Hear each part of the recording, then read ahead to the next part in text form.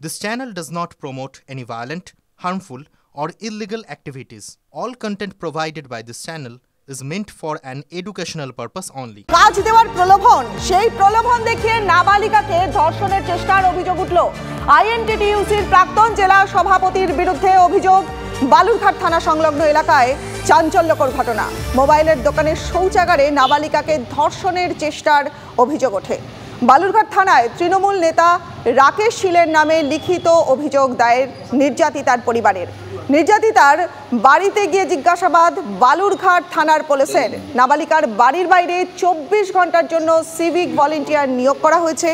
পুরো ঘটনা খতিয়ে দেখার আশ্বাস জেলা পুলিশ সুপার চিন্ময় মিত্তালের। অভিযোগ প্রমাণিত হলে যথাযথ ব্যবস্থা নেওয়া হবে বলে জানায় তৃণমূলের জেলা সহ সভাপতি সুভাষ চাকি।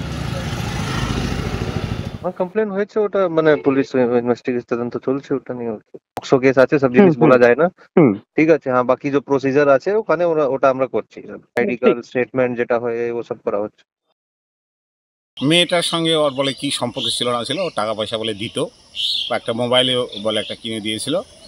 তারপরে ফোন করলে ফোন টোন ধরতো না, তার ইয়াতে আসে মোবাইলটা নিয়ে ভাগিটাকে দিয়ে এখান থেকে ছেলেটা চলে যায়। তারপর কালকে থানা আসছিল। এরকম কোনো ঘটনা আমাদের কাছে বা দলীয়ভাবে আমাদের কাছে কেউ কোনোদিন বলেনি। মানে এখন পর্যন্ত আমাদের বালুরঘাটের নেতৃত্বের কাছে এরকম কোনো কেউ এসে অভিযোগ করেনি। আমরা জানতে পারলাম যে একটা থানায় অভিযোগ হয়েছে, একটা বাজে অভিযোগ হয়েছে। আইনের পথেই চলবে, তদন্ত হবে। পুলিশ প্রশাসন যা তদন্ত করে যা পাবে সেটাই সঠিক বলে বিবেচিত হবে। তৃণমূল কংগ্রেসের পুরো বাংলা জুড়ে আমরা দেখেছি প্রতিটি লিডারদের নামে এরকম একাধিক অভিযোগ আছে, কিন্তু এখানকার যে লিডারের কথা বলছেন ওনার নামে এর আগেও হসপিটালের বিভিন্ন জায়গায় কমপ্লেন এসেছিল, তার বিরুদ্ধে অভিযোগ হয়েছে। এখানকার পুলিশ ওনার বিরুদ্ধে কোনো রকম অ্যাকশন নেওয়ার মতো সাহস দেখাতে পারেনি। আর আমার তো দোকানে তো সিসি ক্যামেরা আছে। আমি যদি জামা টামা যদি ছিঁড়ে দিই, চিৎকার চেঁচামেচি করে, পাশে আশেপাশে দোকানে আছে, সিসি ক্যামেরা আছে তো আমার।